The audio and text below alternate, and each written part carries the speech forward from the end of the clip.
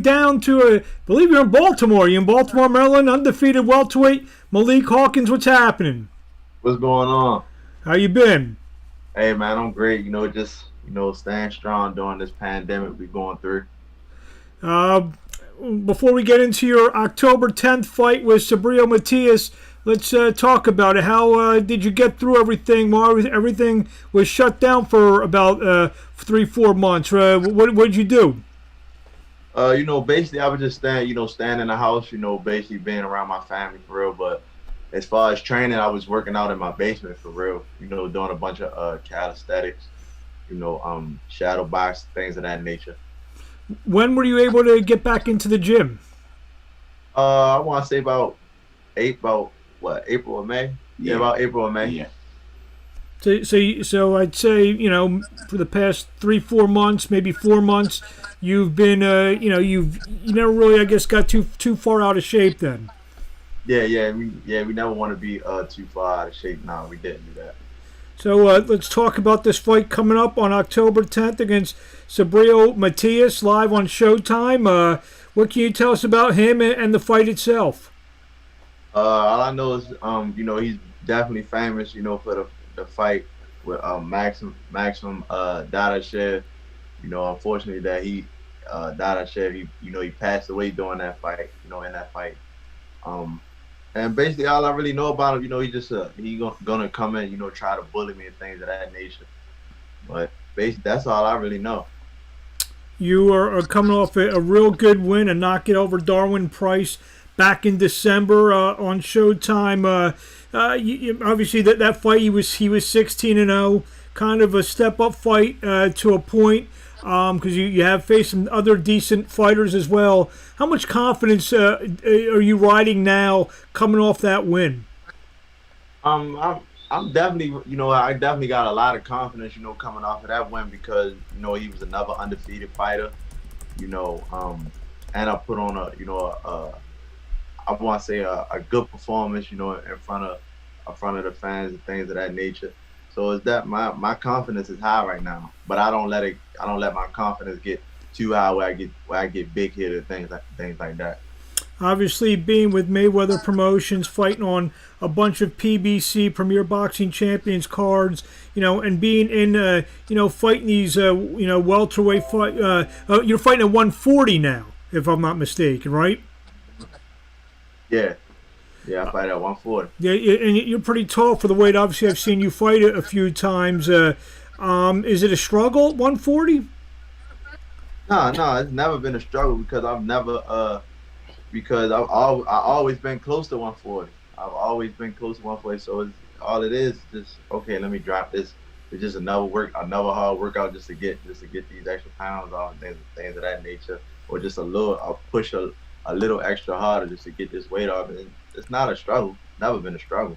How do you see everything going down at 140 pounds? Who are the guys to beat? Obviously, there's some stuff over on the top rank side with Jose Ramirez and Josh Taylor, and those guys. Do you feel that that's where the top of the division lies? I want to be honest. Even though I don't have a belt, I feel as though the top of the division lies with myself because I feel as though I'm the biggest at 140. So I consider myself to be the big bully. I just got to go in there, and show my skills to the world and show them that I belong. Well, if it's not those two guys in terms of who, obviously politics, of the game may play a part of who you may fight and when. Who are the guys, on your end that you feel that you need to beat to, really solidify yourself? Well, the first guy I'm looking at, right now, I'm not gonna look past my opponent. Mm-hmm. Like I can worry about, other people, down the line and things of that nature. But right now, I'm just gonna focus on Subriel Matias right now. But I mean, do you look around and say, okay, maybe this guy, when you're off time, obviously you look at the landscape of what's going on at 140 pounds. Yeah, I do. I mean, I watch, like you said, they got Jose Ramirez, Josh Taylor, my man, Regis. It's a couple guys there. And Regis, I believe, is going to be fighting on a PBC card, so it's possible he could be on your side of the street, so to speak. Did you notice that? And maybe it's a little easier for a fight with you should not only you win but look impressive on October 10th. Man, if it's right, and it makes sense, of course we can make it happen. But if it ain't right, there ain't no need to make it happen. Obviously, I've seen you fight a bunch. You've come up to my neck of the woods in Philly a couple times, and displayed your talent for the Philly fans. I see you smiling. You're excited about fighting in Philly. But talk a little about yourself, growing up in Baltimore. Tell the fans out there a little bit about Malik the Iceman Hawkins. Well, for those that don't know, my name is Malik Iceman Hawkins. Grew up, born and raised in West Baltimore, Maryland. I'd have probably been through the ups, the downs, the good and the bad and the ugly. But I persevered and I made it through. Been boxing since the age of 9, been under this man since the age of 9. So yeah, we just working. We working. And if I'm not mistaken, you train alongside world champion Javonta Davis. How much does that mean to you? How much knowledge of being that he's been in some big fights does he pass down to you? Hey man, it's great because I seen his growth. We started together and things of that nature.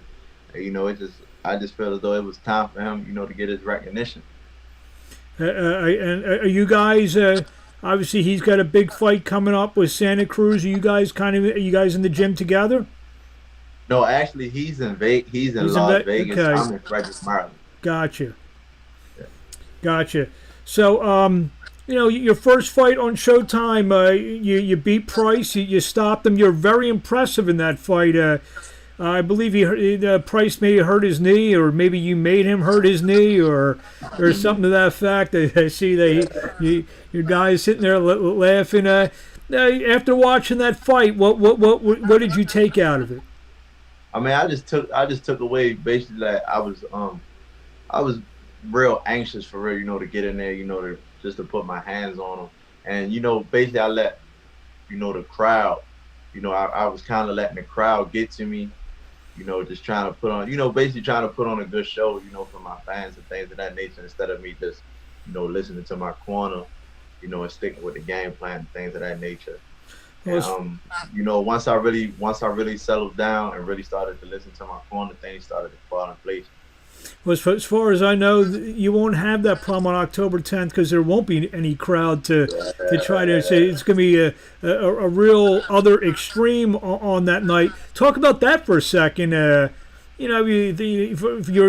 believe that fight in Atlanta, there's probably 14,000, 15,000 fans there to see Javonta down there, and like you mentioned, there was a big crowd, and that's one extreme, and now you're gonna be fighting in basically an empty building. Yeah, I mean, basically, I don't look at it, as any different. Only difference is just, is no crowd. Basically, I just look at it like it's just spawn for real. It's just it's a live spawn. Feel me? But other than that, it's totally no different. I mean, the light's still there, the camera's still there, the judge is still there, and the ref's still there. So I mean, but you won't though. How difficult will it be for you to, like you said, you think of it as sparring, and obviously sparring in a fight is different. You're going at two different speeds. Of course, but the mindset of when you actually get in there my mindset is going to be different. It's going to be totally different because I know that when you get in, when you get into the ring for sparring, you got to put a headgear on and things of that nature. So, once you get in there, October 10th, I'm not getting in there with a headgear on. Mm-hmm. So that's how my mindset is definitely going to be changed. I'm going to be able to, to actually be able to, see a lot more and things of that nature. Have you talked to anyone who has gone through this bubble format where you're, for, the balance of the week, you're in your room, you're not really doing much, and obviously that last week of making weight is probably a little bit different than your normal fight week. Have you talked to anyone on how to commandeer that? No, not really. Not really. I mean, the bubble and things like that, it's not really a problem for me. I don't really go outside like that anyway. I don't really go outside like that anyway. So anything else you want to say in closing out there to the fans before we see you on Saturday, October 10th, live on Showtime against Subriel Matias? I mean, just keep supporting me. I promise you, you will not regret it. And just tune in October 10th. And where do we Showtime. And where do we see you on social media? They can add me on Twitter at Malik Hawkins 20. Follow me on Instagram at I am Freezer Time. I am Freezer Time. That's I see. That's your name here on the Zoom is his Freezer Time. So is that what the Iceman put his opponents in the freezer? Was that what it is? Yeah, sir. Yeah, I'm smart. Well, we thank you for a few minutes of your time, Malik. We look forward to seeing you. You know me. I've been watching you fight since you were a kid, but you're still only 24, so I guess you're still a kid. Yeah, yeah. Well, we will see. I'm a kid, but I'm a grown, but I'm a man, though. He is a man, and he's one of the most underrated, and he's about to really burst through the seams on October 10th, and we look forward to seeing you